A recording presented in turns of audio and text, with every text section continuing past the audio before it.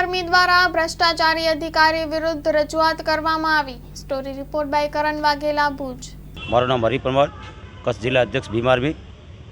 આજે ડીજીપી સાહેબ જ્યારે આવી રહ્યા છે ત્યારે એમનું ખૂબ ખૂબ અભિનંદન। સાથે જ્યારે 100 દિવસની અંદર સાહેબનું એક સગી સાહેબનો હતો કે 100 દિવસની અંદર કોઈપણ બળાત્કારી કે કોઈપણ માણસો હોય એની તત્કાલ ધોરણે કાર્યવાહી કરવાની, તો છેલ્લા મારા અંદાજે 3 મહિનાથી વધારે સમય લાગી ગયો છે। આજ દિવસ સુધી એ પણ નામ જાહેર નથી થયા। એમના નામ જાહેર થવા જોઈએ। પછી એટ્રોસિટી એક્ટ બાબતની પણ ઘણી ફરિયાદો છે। એ ફરિયાદો ઉપર જ્યારે કોઈપણ વ્યક્તિને પૂછવી કે અથવા કોઈપણ જગ્યાએ અમે જતા હોઈએ ત્યારે પોલીસ પોતાની દમનગીરી કરે છે।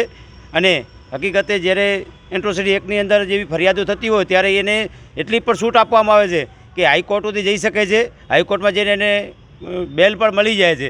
ત્યારે આવી ઘટનાની અંદર તત્કાલ ધોરણે કાર્યવાહી થવી જોઈએ। આને લઈને અમે આજે ડીજીપી સાહેબને મળવાના છીએ। મારું નામ ઇકબાલ જજ છે। હું રાજ્યના ઉપાધ્યક્ષ છું ભીમ આર્મી। આજે અમે ભીમ આર્મી દ્વારા જ્યારે ગુજરાતના ડીજીપી સાહેબ જ્યારે કચ્છની મુલાકાતે આવી રહ્યા છે ત્યારે પ્રશ્નો માટે ભીમ આર્મી દ્વારા અમારે રજૂઆત કરવાની છે। એ રજૂઆતોમાં એમ છે કે પોલીસ એ પ્રજાનો રક્ષક છે।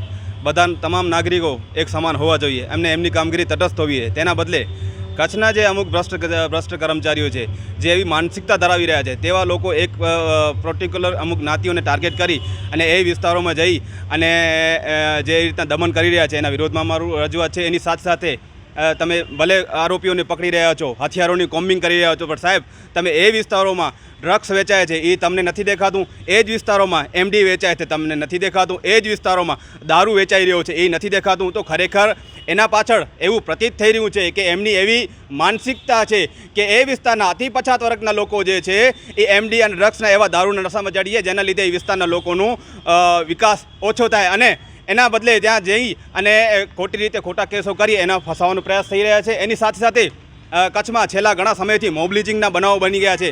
તેનામાં જોવા જઈએ તો સલીમ સુમરા ડુમરાનો કેસ હોય કે પછી તલવાણાનો કેસ હોય, ફરિયાદી પોતે ખુદ નિવેદનમાં આરોપીઓના નામ આપવા હોવા છતાંય પોલીસ દ્વારા કોઈ પણ પ્રકારની કાર્યવાહી નથી કરવામાં આવી રહી। એના સાથે સાથે ઘણા એવા કિસ્સાઓ બની ગયા છે જ્યાં પોલીસે એવા કેસોમાં થોડી નરમાઈ અપનાવી છે જેના લીધે કેસો જે છે કેસોમાં નબળાઈ પડી રહી છે। એની સાથે સાથે ઘણા એવા વિસ્તારો છે, અંજાર જેવા વિસ્તારોમાં જ હમણાં જ્યારે મોબ લિંચિંગ થઈ હતી ત્યારે પણ એવી જ નરમાઈ અપનાવવામાં આવી હતી જેના લીધે કેસ જે છે નબળો પડી રહ્યો હતો। આજે અમે ડીજીપી સાહેબ જ્યારે અહીંયા આવી રહ્યા છે કચ્છમાં, તો કચ્છમાં અમારી રજૂઆતો છે કે આવા જે ભ્રષ્ટ કર્મચારીઓ છે તેના ઉપર કડક કાર્યવાહી કરવામાં આવે અથવા અન્યથા ભીમ આર્મી દ્વારા કચ્છમાં વિરોધ પ્રદર્શન કરવામાં આવશે। તેની સાથે નગીનાના સાંસદ અને ભીમ આર્મીના ચીફ ચંદ્રશેખર આઝાદ દ્વારા લોકસભામાં પણ આ પ્રશ્નો મુદ્દે રજૂઆત કરવામાં આવશે।